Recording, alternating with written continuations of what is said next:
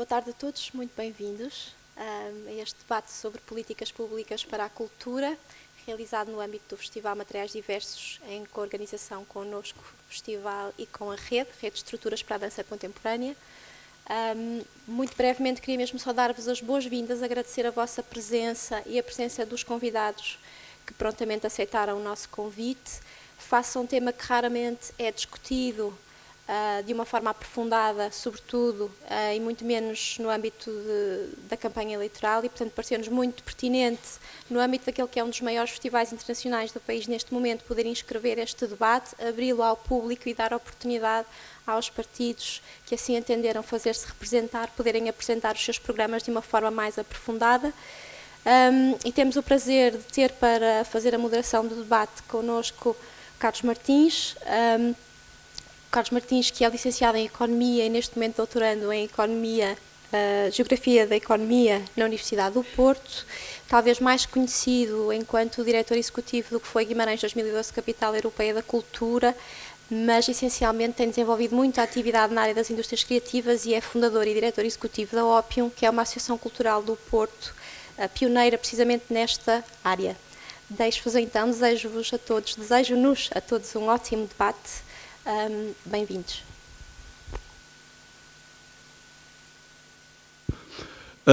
Antes de mais, muito boa tarde a todos, muito boa tarde por terem vindo, e queria também sublinhar este agradecimento às senhoras e ao senhor orador que está quase a chegar, que vai sentar-se ali, mal chego. Só uma nota prévia muito rápida de dar conta, porque este é provavelmente o único debate sobre este tema neste processo eleitoral em curso, nesta pré-campanha, e também não se conhece, pelo menos publicamente, nenhum outro debate já em período de campanha eleitoral. O que nos faz pensar também sobre a ausência deste tema em sede de debate público e coletivo, democrático no nosso país, e portanto reforça ainda mais a importância daquilo que estamos a fazer hoje e o agradecimento da disponibilidade dos oradores em virem partilhar connosco as suas ideias, as suas propostas, os seus sonhos, as dificuldades também que sabem que este setor sempre tem em Portugal. Queria também por isso sublinhar a importância do que o Materiais Diversos está a fazer e obviamente não podia deixar também de corresponder a um convite da Elizabeth, com quem tive o privilégio de trabalhar e por quem tenho uma particular admiração. Então não podia deixar de estar disponível para participar neste momento. Antes de apresentar os oradores e falar um bocadinho sobre como é que vamos tentar fazer esta sessão, dar conta só de uns dados que penso que podem, de alguma forma, para além daquilo que são as propostas eleitorais de cada partido ou de cada coligação, servir também de algum mote, se me permitem, os seus oradores, algum mote para esta conversa.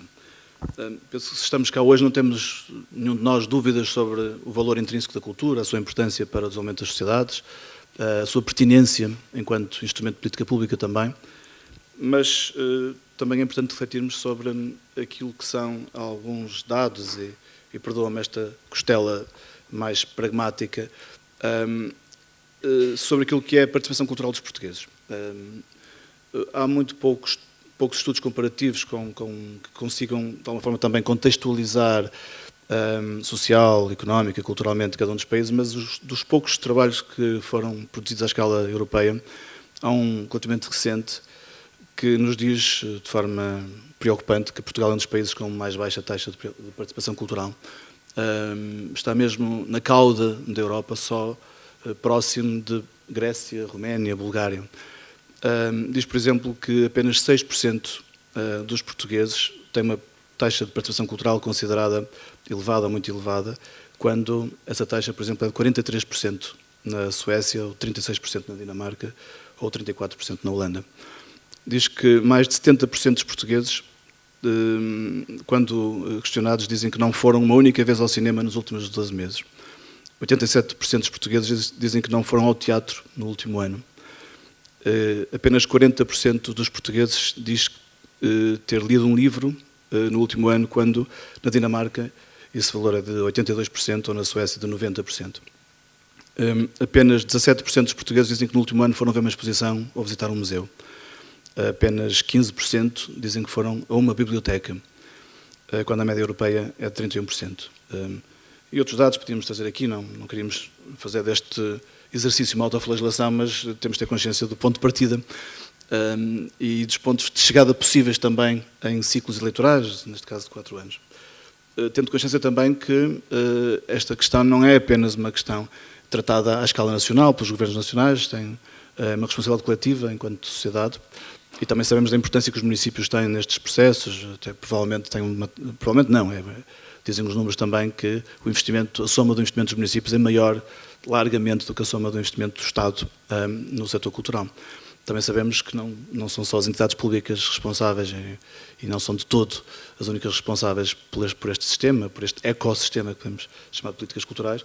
E também sabemos que as políticas culturais não são apenas uma política vertical, monodisciplinar, e que ela se cruza com muitas das outras dimensões das políticas públicas, como são a educativa, a económica, a social, da internacionalização, etc, etc. E, portanto, é neste contexto complexo que com certeza não nos permite ter respostas únicas, mas permite-nos ter perspectivas distintas sobre esse assunto e também perspectivas essas que poderão dar origem a políticas e programas e intervenções distintas. Aceitaram este repto 4 partidos ou coligações, e eu vou passar a apresentar as pessoas que estão cá presentes, e não sei se a organização permite dizer isto, mas há um outro partido de coligação que foi também convidado, o PSD-CDS, e que não está presente. Eu não tenho jeito para fazer a figura que nos programas de televisão sobre as ausências dos convidados às respectivas sessões. Não sou o Ricardo Araújo Pereira, não tenho esse talento, mas poderia, mas não é de deixar de refletir sobre essa ausência. Se não há mais nenhum debate em Portugal, pelo menos que saiba sobre este tema, se há candidatos que se propõem a ocupar lugares neste setor, e alguns que já ocuparam no passado recente, quer a nível nacional, quer a outros níveis, desse partido e coligação, o não estar presente leva-nos a, pelo menos, registar essa situação. Eu posso falar à vontade, porque eu já fui eleito pelo PSD como vereador de uma Câmara Municipal e, portanto, posso falar muito à vontade sobre esse assunto. Tenho a isenção em relação a isso, a não isenção suficiente para o poder dizer. Mas não estou cá nesse papel, ainda bem, e o que me pedem é, de facto, ter essa isenção hoje e trazer o debate não contra ninguém, mas a favor daquilo que é a nossa sociedade, o nosso país e o nosso futuro próximo, não deixando de qualquer forma de considerar que não temos aqui todo o espectro possível de pensamento partidário sobre o assunto, o que lamentamos, mas não deixamos de fazer o debate porque ele deve e tem que ser feito e é muito pertinente que seja feito. Nós, a proposta que íamos fazer era aproveitar este tempo que temos, talvez não precisemos das 3 horas que foram apresentadas como tempo máximo do debate, mas gostávamos pelo menos de dar a oportunidade a cada um dos presentes como oradores de 15 minutos para, de uma forma sempre sintética, mas numa perspectiva mais integrada, dar-nos conta daquilo que é a sua visão sobre as políticas culturais para este ciclo político, quais são as suas prioridades, qual é a grande meta que pretendem atingir com essas políticas, e como é que vem também a aplicação em concreto dessas políticas. Eu tive a oportunidade de ler os programas eleitorais e grande parte daquilo que é apresentado são motivações, são opções, são propostas, e não deixaria, no entanto, de questionar também sobre métodos, sobre metodologias, como o fazemos. Qual é o papel do Estado Central face a outras estruturas da administração? Qual é o papel do setor da cultura face a outros setores da governação pública?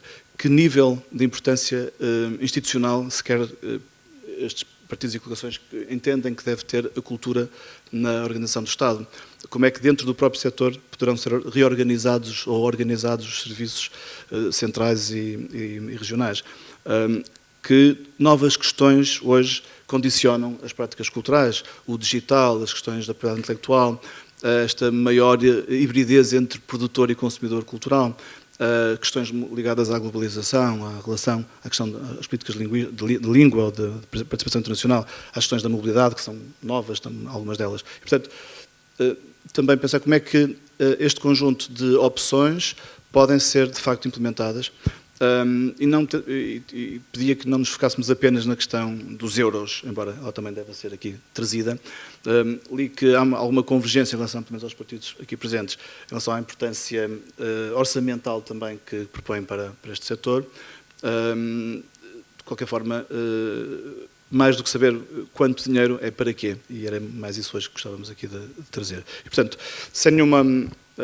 eu vou seguir a ordem que me foi apresentada, não sei se alguém quer ser o primeiro orador, se não eu seguiria esta ordem proposta. E mais do que estar aqui a ler o currículo, penso que não é assim muito...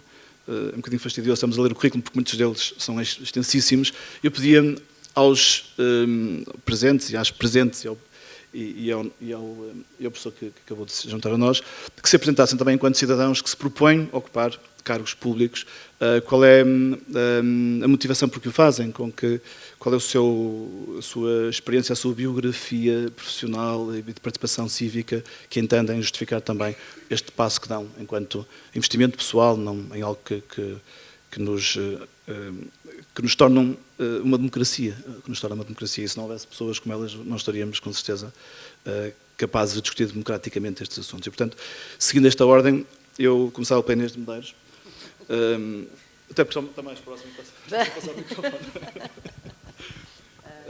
E pedir então que se apresentasse e tinha os 15 minutos para nos dizer como vê, com que propostas concretas o Partido Socialista se propõe trazer a este debate.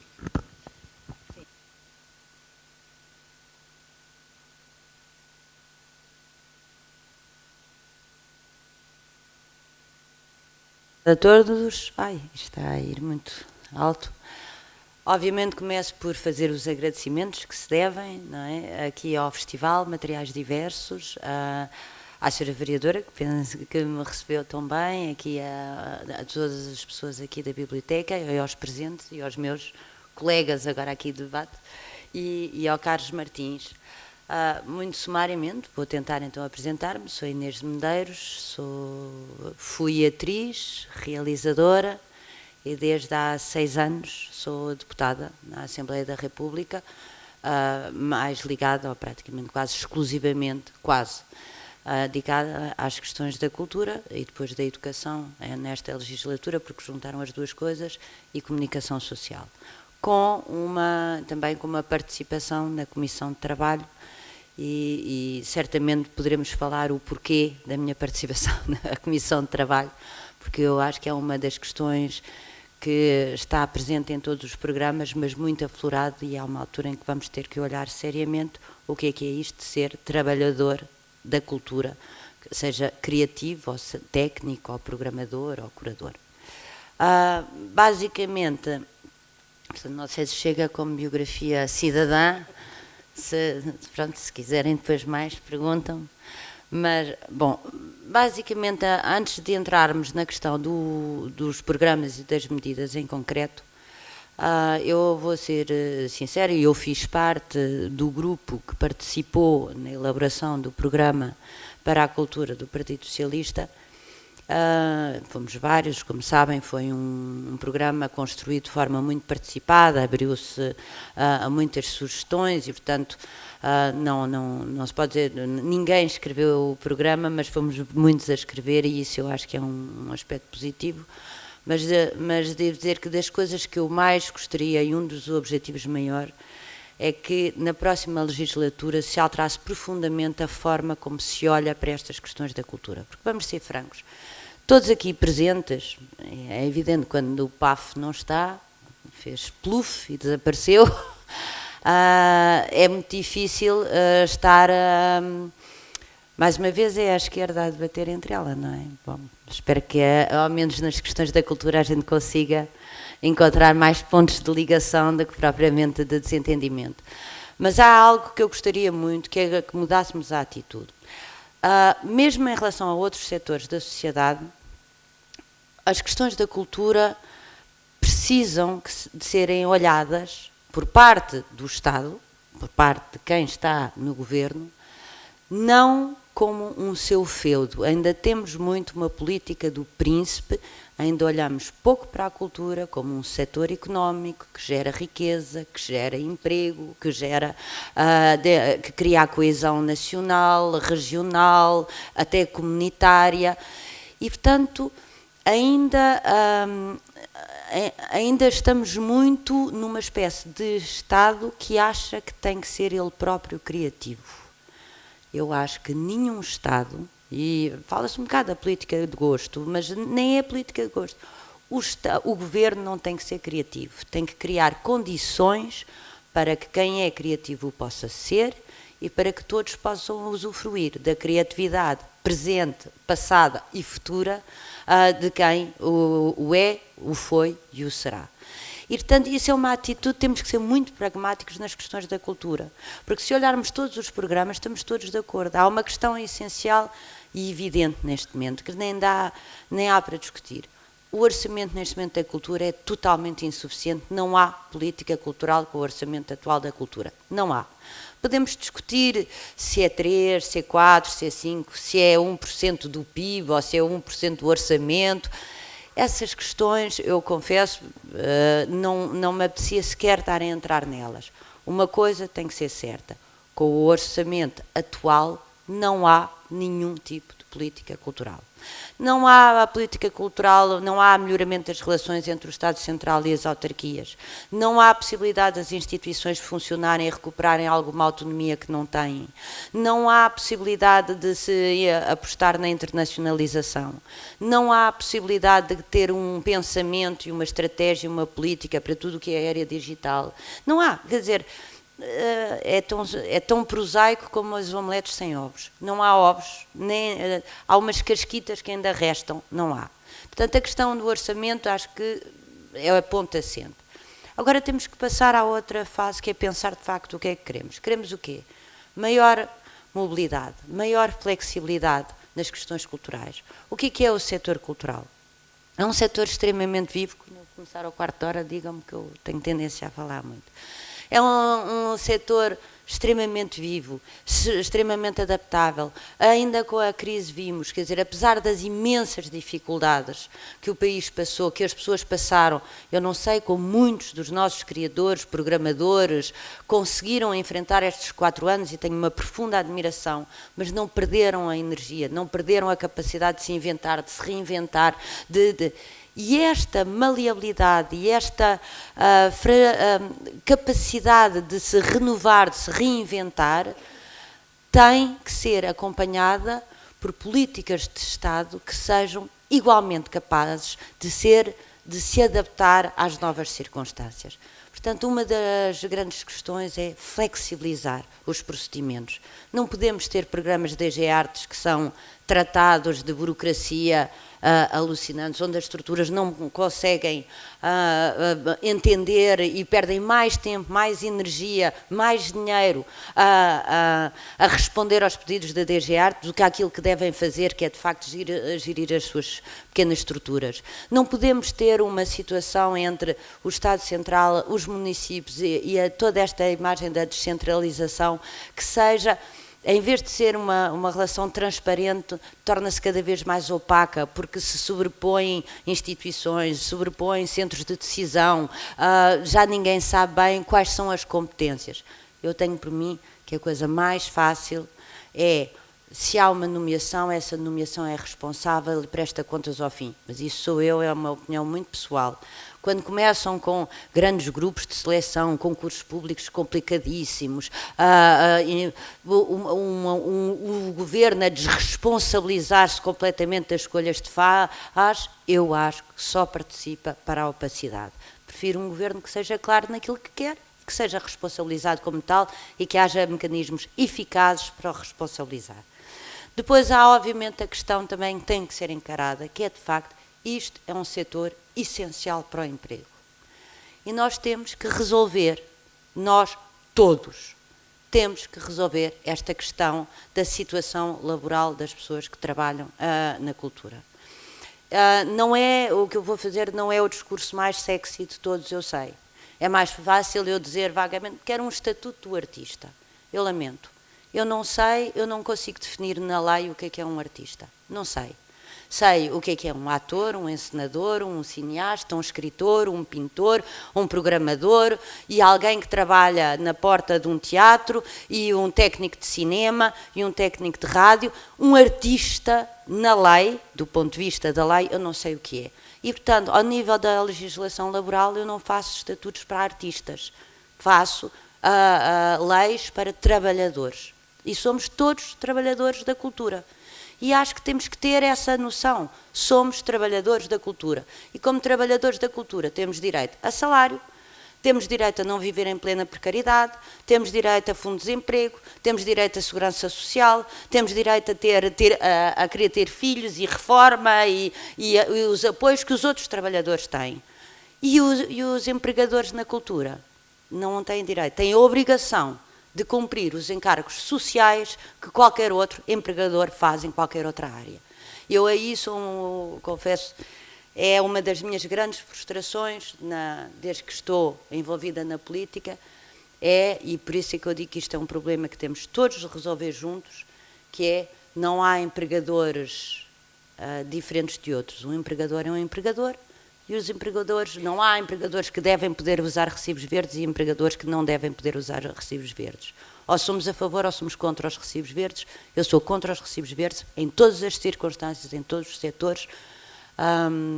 Fizemos uma tentativa de criar, que está na lei, mas que ficou abandonado, nunca ninguém mais olhou para aquilo, de criar um contrato específico com um regime laboral e com uma segurança laboral especial para quem trabalha na cultura. Bom, o registro nem sequer funcionou, tudo isso ficou parado. 4 anos depois acho que devemos fazer a reavaliação e devemos voltar a falar nisso, porque só assim seremos de facto considerados como um polo de emprego. Por fim, obviamente a questão da agenda digital e a internacionalização, e aqui também acho que temos que ser muito concretos. Eu não tenho dúvida, como li no programa do Bloco de Esquerda, dizer, bom, os direitos digitais são agora como os novos direitos humanos. Sim, o direito à cultura é um direito humano e é um direito constitucional, não tenho dúvidas. Não devemos confundir essa premissa sobre a qual podemos... eu defendo, por exemplo, que é uma coisa que não existe, mas que o acesso à internet deve ser um serviço universal. Isso é uma das questões essenciais que tem que ser mais debatida, como antigamente o serviço correio é um serviço universal, o telefone fixo é um serviço universal, a internet não é um serviço universal, e temos situações absurdas em que o Estado obriga as pessoas a ter internet para certos serviços, mas depois não lhes dá as condições. Isso é um debate diferente daquilo que são os direitos de propriedade intelectual. E aqui estamos a falar de um grande desafio do futuro, que é a desmaterialização de toda a produção. Nós tínhamos um modelo económico válido para tudo e válido para a cultura, que era da oferta e da procura. Há um sistema de direitos de autor que é o que permite a democratização da cultura. Ou seja, é o que permite que na altura da criação os custos sejam menores e eu como criador, eu ou qualquer um de nós como criador, não tem que receber tudo à partida e, portanto, graças a um sistema de direito de autor, vai recebendo à medida que as pessoas vão usufruindo da cultura. Há muita, do meu ponto de vista, muita confusão em torno desta questão dos direitos de autor, das cópias privadas, dos direitos da internet. Eu estou disposta a rever todos os modelos, mas quero é que a gente encontre então um modelo alternativo.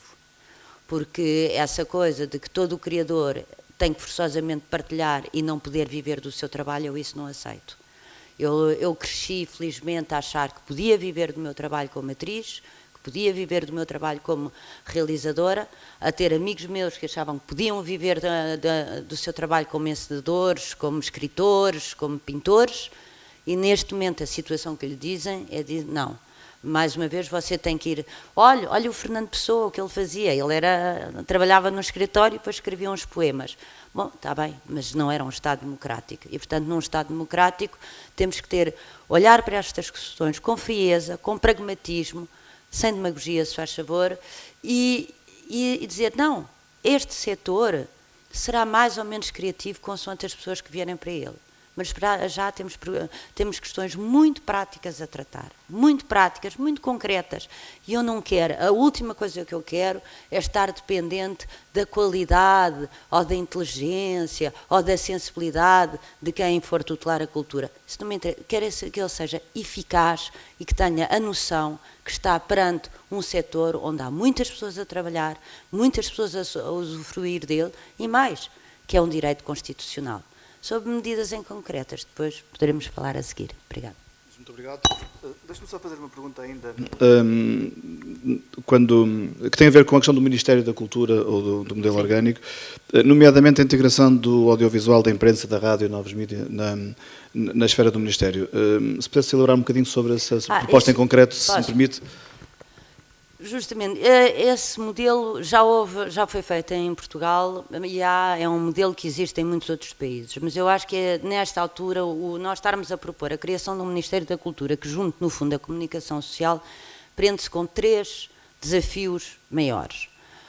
Um é, de facto, tudo o que diz respeito à agenda digital diz respeito à comunicação social como à cultura.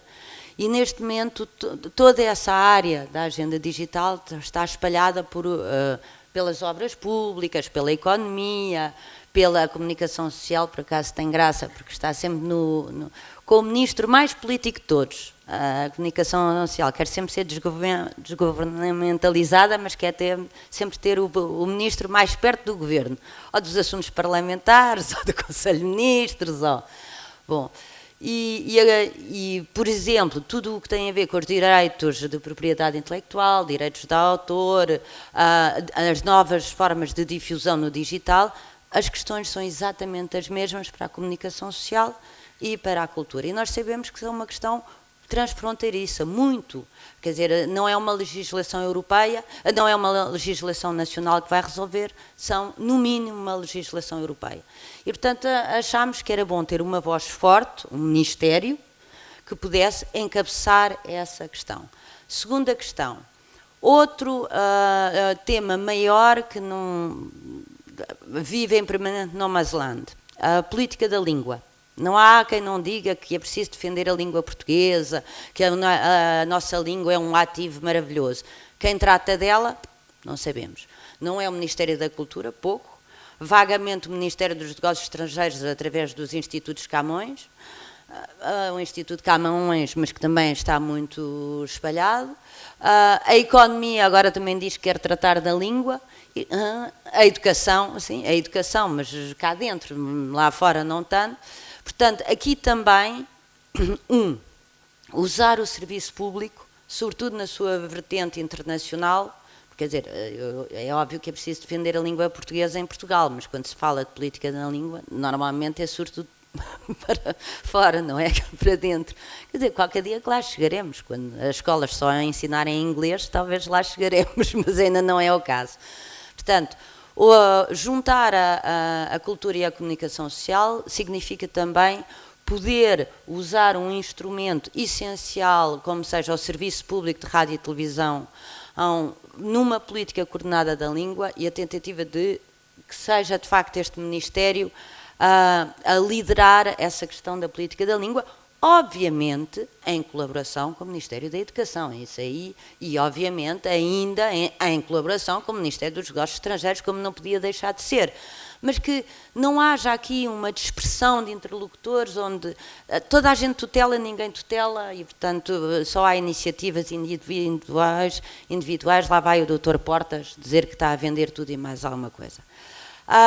Por fim, a terceira, do meu ponto de vista, a grande razão, fala-se muito das indústrias culturais e criativas. Fala-se muito, por exemplo, também dos grupos, os grandes grupos de imprensa. Mas vamos ser francos, mesmo o maior grupo de imprensa português é uma PME ao lado de outros lá fora. Portanto, as questões depois ao nível económico tanto do setor da cultura como do setor da comunicação social, com tudo o que isso implica. Porque, por exemplo, pequenas PMEs criativas, de criação de jogos, de todo este novo setor, para onde é que vai? Quem é que toma conta deles? Onde é que está? São comunicação social? São economia? São o quê?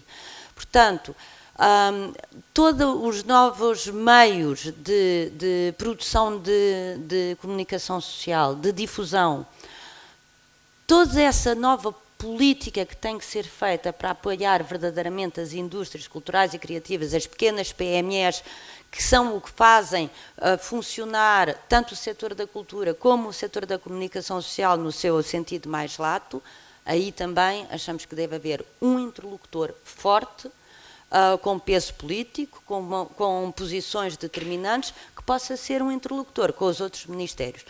Para já são estas 3 grandes razões, eu depois podia alargar. Obrigada. Passávamos então ao representante da CDU, Augusto Figueiredo. Tal como pedia a Inês Medeiros, pedia-lhe que fizesse uma breve apresentação pessoal, de seguida a apresentação do vosso programa. Então, muito obrigado pelo convite, mas também a minha gratidão pela vossa compreensão, por estarem meia hora à minha espera, mas era um compromisso inadiável, tinha brandos com associações culturais, e obrigado por não terem começado sem mim, o que também representa um ato de cultura, que é o respeito pelos outros, neste caso justificados. Eu chamo-me Augusto Figueiredo, e a pergunta que me colocou... quem é que eu sou? Bem, eu sou o mais velho da mesa, portanto, quer dizer que já ando nisto há uns anos bons, mas a minha intervenção, eu costumo colocá-la sempre como um aspecto de valorização pessoal e de interpretação do mundo para o transformar. Comecei muito cedo, sou filho de gente muito pobre. Os meus pais emigraram para Angola na década de 60, e tudo o que devo, tudo o que sou, devo à escola pública e devo ao movimento associativo e à cultura, e ao meu partido também. Foi uma boa universidade para mim. O que é que desenvolvo? Olha, associações culturais, em Rio Maior, ajudámos a criar umas 7. Desportivas, uma mão delas. Quer dizer que eu entendo que a de cultura, o exercício da cidadania, é tanto melhor quanto mais culto nós formos. E hoje tenho algumas responsabilidades. Estou presidente da Federação das Coletividades de Cultura, Recreio e Desporto do Distrito de Santarém. Sou membro do Conselho Nacional da Confederação Portuguesa das Coletividades. Fui presidente de junta de uma freguesia de Rio Maior, à Ceiceira, durante 4 mandatos. Sou presidente de uma coletividade da direção e agora estou aqui. Esquecia-me, a Helena Pinto lembrou-me, e sou vereador democraticamente eleito em Rio Maior pela CDU, o que na terra da dita Moca é um momento sublinhado historicamente. E isso resulta, acima de tudo, de uma coisa que eu acho que é muito importante, que é a nossa resiliência. Uma das características das pessoas cultas é que aprendem a resistir melhor às dificuldades. E há alguns sinais que gostaria de partilhar convosco. O primeiro sinal, a Inês já deu nota, que é a vida é feita de sinais, de facto. E a ausência da PAF, que é também uma atitude de manipulação, Portugal à frente, significa, do ponto de vista psicológico, que estão a utilizar a técnica de desconfirmação para não serem atacados e para nós nos degladiarmos entre nós. é uma atitude de medo por parte da direita. A direita, e particularmente esta governação, é, na opinião da CDU e do partido a que faço parte, uma política absolutamente anticultural. Anticultural em tudo. Não é só na ausência do Ministério da Cultura, porque também já houve governos que tiveram Ministério e que não tinham os meios. Não é esse o problema. É uma Secretaria de Estado dependente, e é bom que a gente sublinhe isto, dependente do Primeiro-Ministro. O responsável político pela ausência de política cultural, ou desta política que eles querem chamar cultural, é do Primeiro-Ministro. Ele é o responsável político. E nós, no Ribatejo, costumamos dar nomes às coisas. Portanto, este touro tem nome. O responsável pela política anticultural no distrito de Santarém, no país inteiro e no mundo, chama-se Passos Coelho. E não é só por questões numéricas, não é só por reduzir os meios, não é só por praticamente burocratizarem a vida dos criadores e dos artistas e das associações e das empresas. Não é por isso. É muito pior do que isso. É que é um retrocesso civilizacional em dois aspectos.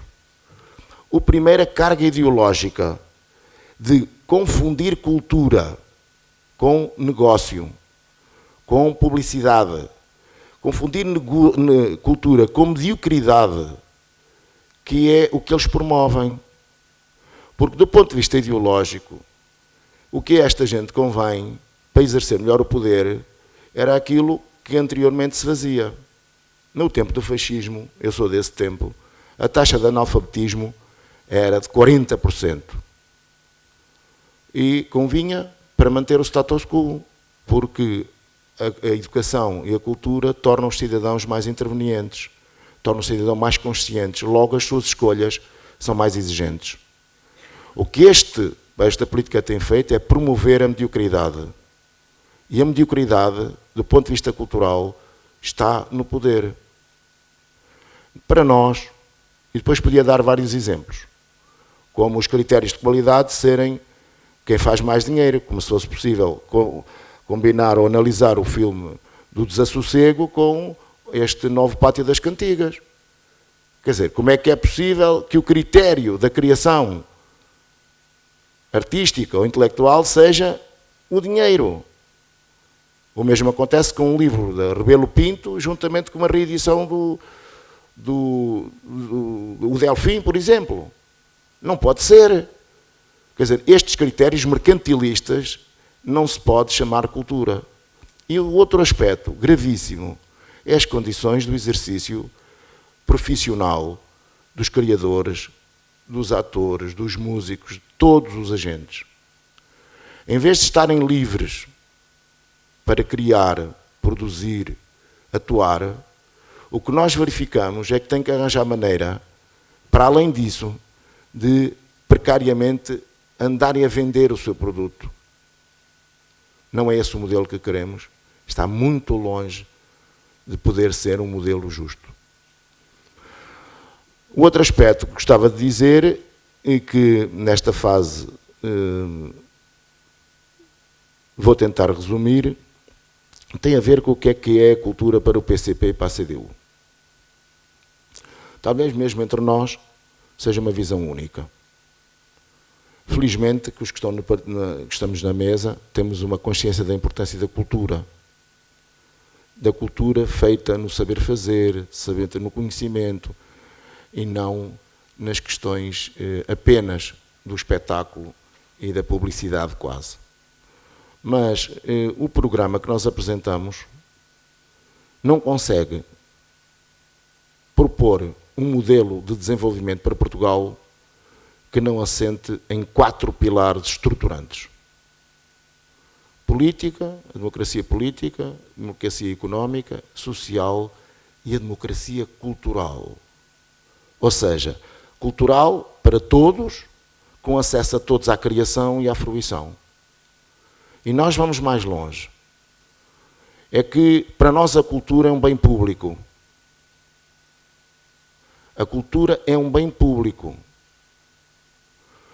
E tal como não faz muito sentido, apesar de alguns neoliberais começar agora a aparecer, nós também não vamos à escola porque dá lucro. Nós não temos direito à educação porque dá lucro. Nós temos educação por ser um direito, mas mais do que isso, é um elemento que contribui para a transformação do indivíduo e da sociedade. E a saúde, porque é um direito humano. O lucro na cultura é um elemento desviante e que nós não podemos permitir. Toda a nossa política, todas as nossas propostas assentam na cultura como um bem público. E como tal, bem público, os dinheiros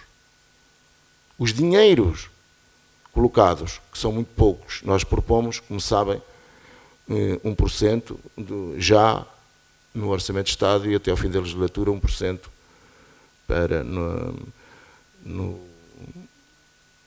Orçamento de Estado, no PIB. Mas aqui não é a questão mais importante.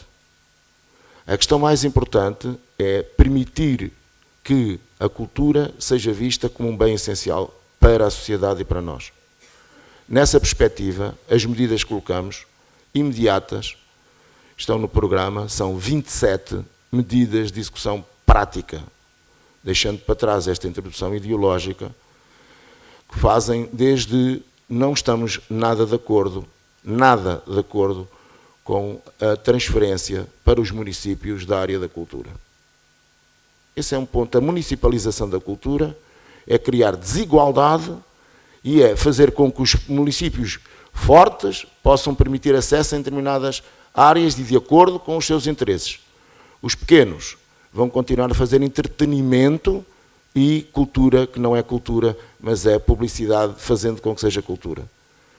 Portanto, e isto é uma questão central para os próximos anos, porque e as câmaras do PSD e algumas do PS aceitaram esta transferência de competências, que é um desiderato constitucional da obrigatoriedade, que é a cultura, a democracia cultural e o acesso da cultura a todos, pudesse ser garantido na sua plenitude, em equidade e universalidade pelas autarquias per si.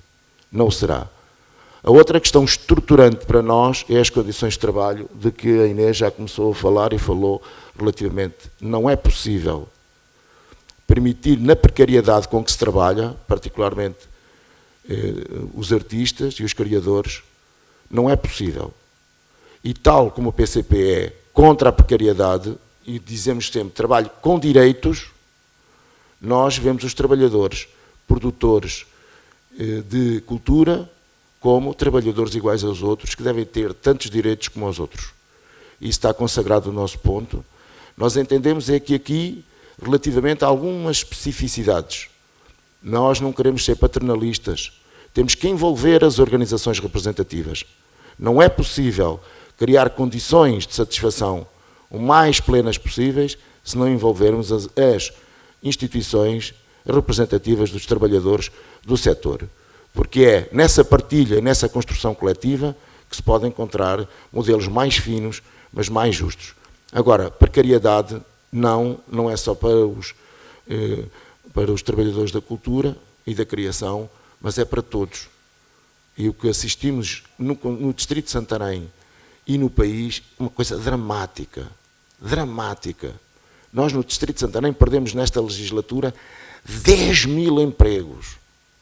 Perdemos 13 mil votantes, por isso é que perdemos um direito a um deputado. Mas 52% dos desempregados têm menos de 30 anos. 80% dos novos postos de trabalho são precários. Tanto seja da cultura como não.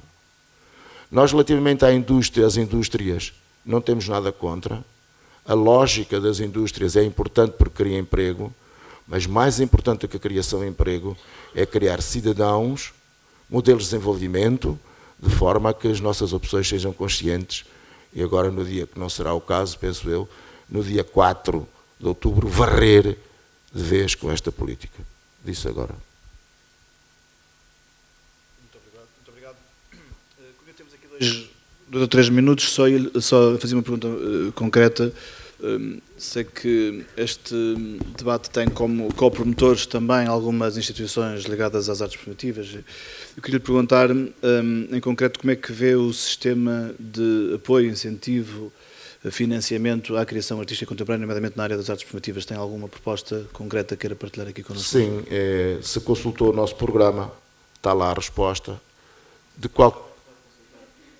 qualquer modo, a questão que mais se coloca tem a ver com como é que se valoriza a questão dos apoios e das artes performativas.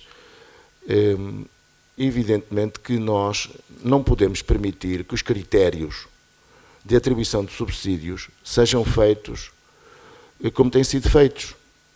Ou seja, o critério aqui, numa primeira fase, tem sido muito mais alguma falta de transparência e a lógica não é o valor intrínseco da produção. Porque se assim fosse, nós temos aí alguns pares que andam com artes performativas, por exemplo, que vão para o estrangeiro e têm todos os projetos aprovados, e há outros que, como por exemplo a Festa do Teatro ou o Festival Internacional de Setúbal, que não conseguiu um único subsídio. Nós o que pretendemos aqui é clareza, transparência e rigor, de forma a que os interessados não possam nem estejam sujeitos à arbitrariedade dos decisores. Porque se há dinheiro, e eles dizem que é pouco, sendo pouco, então quer dizer que ainda tem que ser gerido com maior rigor. Nós não admitimos sequer que qualquer tipo de verbas ou subsídios que venham a ser atribuídos tenham um caráter tão precário e cujo princípio fundamental seja o lucro dessa realização. Porque esse é um elemento de destruição que nunca mais tem correção. Vai levar à subjetividade, vai levar ao compadrio e à valorização de alguns em detrimento de outros.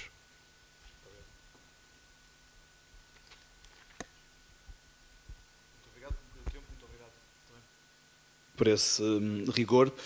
Passamos agora ao Bloco de Esquerda, à Margarida Moleiro, e pedir-lhe exatamente que seguisse esta sugestão inicial de uma apresentação mais rápida daquilo que é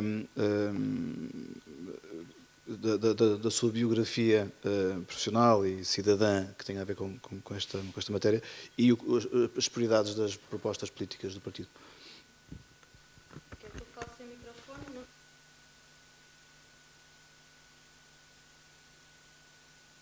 Por causa da gravação. Sim, ok. Temos de ficar para a posteridade. Muito boa tarde. O meu nome é Margarida Moleiro. Gosto sempre de me apresentar com o nome da minha mãe também, para que não caiamos nesta singularidade de patriarcal. E então gosto sempre mais de dizer que sou Margarida Freire Moleiro. Aliás, como a Susana Domingos Gaspar, não é? Entretanto, como isso já revela qualquer coisa de mim, não vale muito a pena insistir na minha biografia. Digo apenas que sou daqui de Torres Novas, trabalho aqui em Torres Novas num sítio que é extraordinário e que é o Museu Municipal de Torres Novas. Já trabalhei também nesta casa e por isso é que vos havia dito que não havia problema, que podiam começar o debate à vontade, porque eu conhecia bem os cantos à casa.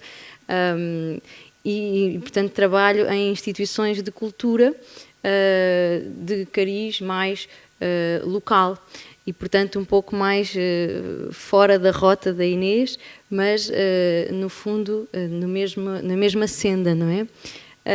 Neste momento dirijo o Museu Municipal, mas já trabalhei muitos anos, 10 anos, como investigadora em História Local, como técnica editorial, a produzir conhecimento para esta região, para este território, sobre estas pessoas, sobre esta gente.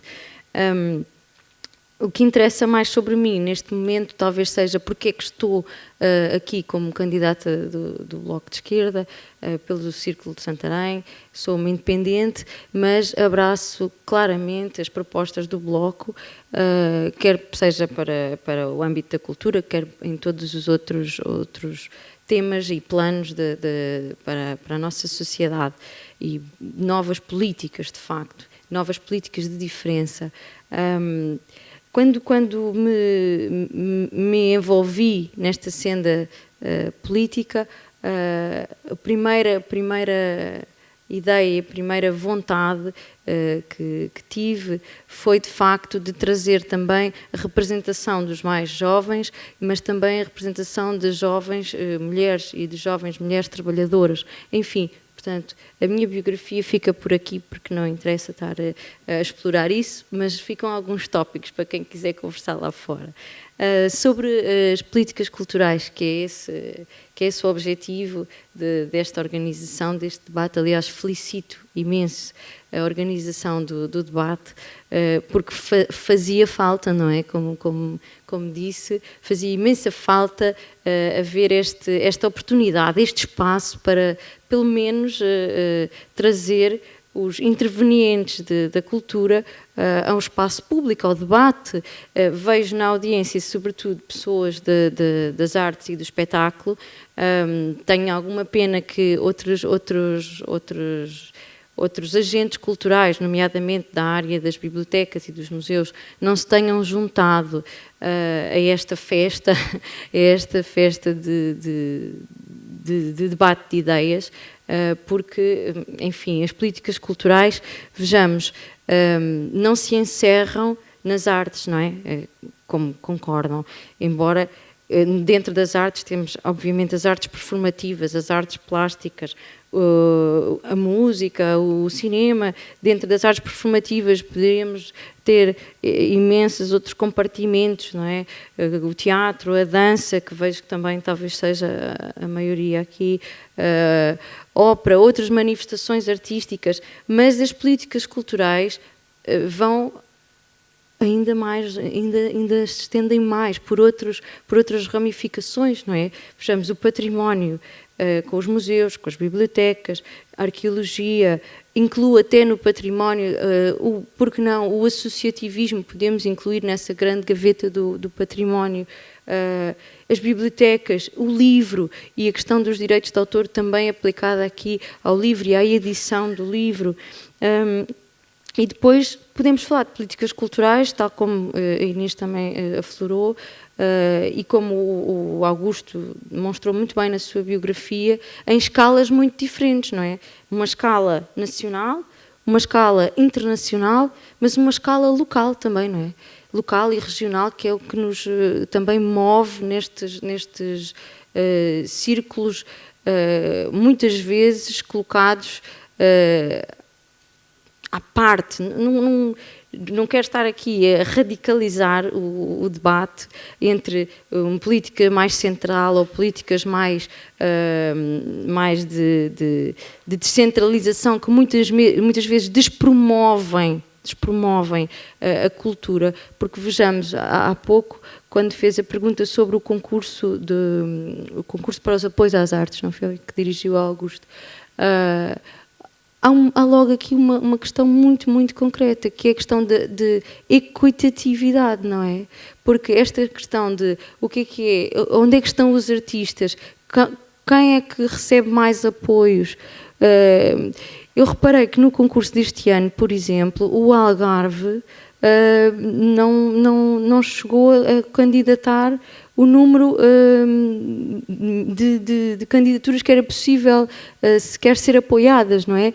Portanto, quem é que faz um regulamento destes em que não percebe onde é que estão os artistas, quem são os concorrentes, como é que se deve distribuir equitativamente as verbas? Portanto, é de facto preciso rever e reavaliar esse processo concursal, em vários níveis. Nessa questão da equitatividade regional, sem dúvida, para que possa haver essa igualdade mais possível entre os projetos artísticos a concurso. A questão do orçamento, obviamente, para o concurso, essa é óbvia, mas também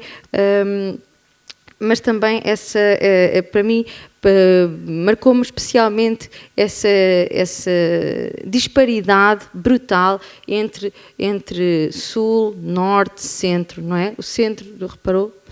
Sim, ficou muito aquém das expectativas. Bom, não me queria focar apenas no concurso, era só para continuar ali o mote do professor Augusto. Para o Bloco de Esquerda, acho que tem sido sempre, acho que todos têm percebido que o Bloco de Esquerda tem estado sempre ao lado dos artistas e tem defendido sempre a cultura como um pilar basilar, essencial, fundamental de um Estado democrático, de um Estado em que todos e todas têm direito a participar e a participar com capacidade crítica, com massa crítica sobre as questões da nossa sociedade. Por tudo isto, esta presença do Bloco ao lado dos artistas e ao lado dos trabalhadores da cultura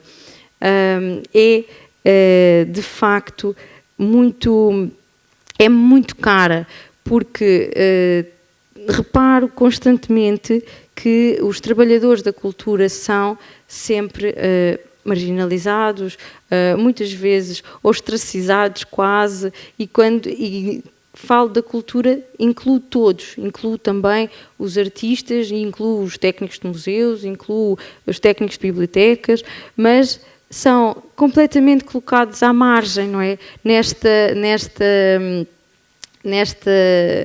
Nestas questões do trabalho, ou porque são diferentes, isso é malta que não tem horários, isso não...